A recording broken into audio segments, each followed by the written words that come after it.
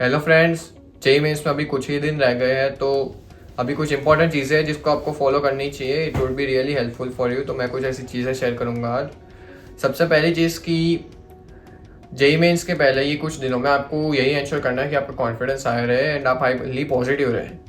Natural चीज़ है ये कि नर्वसनेस होगी, एग्जाम फियर होगा, या फिर माई भी आपको लग रहा होगा कि आपकी प्रिपरेशन कंप्लीट नहीं है, आपने कुछ अच्छे से मेहनत नहीं की है। बट बिलीव मी, ये एज अ टॉपर भी मुझे भी ऐसा होता था, मुझे भी नर्वसनेस फील होती थी, मुझे भी लगता था कि मेरी प्रिपरेशन कंप्लीट नहीं है। लेकिन एक्चुअली कोई भी स्टूडेंट की प्रिपरेशन 100% कंप्लीट नहीं हो सकती। तो आपको ये नहीं सोचना है, और ये सोचने से आपका कॉन्फिडेंस लो ही हो रहा है। तो आपको ये चीज़ें नहीं सोचनी चाहिए, आपको फोकस करना चाहिए कि आपने क्या क्या कर लिया है। एंड आपका गोल यही होना चाहिए कि इसमें मैं ज़्यादा से ज़्यादा एकम्प्लिश करूँ। तो आपको पॉजिटिव एंड कॉन्फिडेंट रहना चाहिए।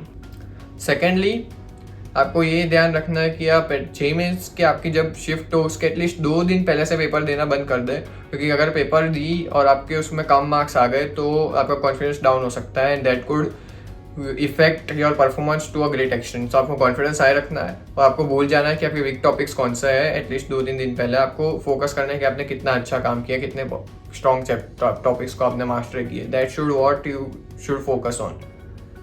तीसरी चीज़ की आपको रिवीजन पे ज़्यादा फोकस करना चाहिए रादर देन प्रॉब्लम सॉल्विंग, क्योंकि आप रिवीजन में ज़्यादा से ज़्यादा कंसेप्ट को कवर कर लेंगे।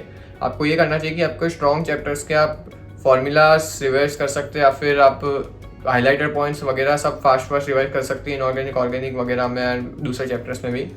और चौथी चीज़ कि आपको अपनी हेल्थ का ध्यान रखना है, क्योंकि अगर आपकी हेल्थ खराब हो गई तो आपका पेपर बिगड़ सकता है। That you should avoid. So आपको हेल्थ का ध्यान रखने के लिए आपको अच्छा खाना खाना चाहिए, आपका दिन का शेड्यूल अच्छा रखना चाहिए, फास्ट फूड बाहर का खाना नहीं खाना चाहिए जिससे आपकी हेल्थ खराब हो सके।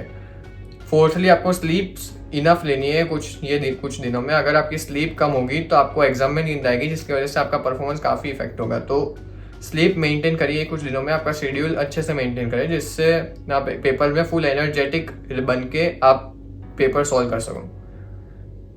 एंड वन मोर थिंग कि अगर ऐसा पॉसिबल हो तो आपके कोई रिलेटिव्स या फिर आपके पेरेंट्स को ऐसा बोल दे कि वो एक बार exam centre prior to the exam देख के आ जाए, जिससे आपको एग्जाम के दिन रास्ता ढूंढने में ज़्यादा टाइम ना जाए। और अगर आप ऐसा नहीं भी कर पाते हो तो भी कोई दिक्कत नहीं, वो कोई बड़ा इशू नहीं है। आप लास्ट में जाके एग्जाम के दिन भी कोई ज़्यादा बड़ी दिक्कत नहीं आएगी। तो यही 6 चीज़ थी जिसमें आपको ध्यान रखना है। So all the best and best wishes for your JEE mains 2024।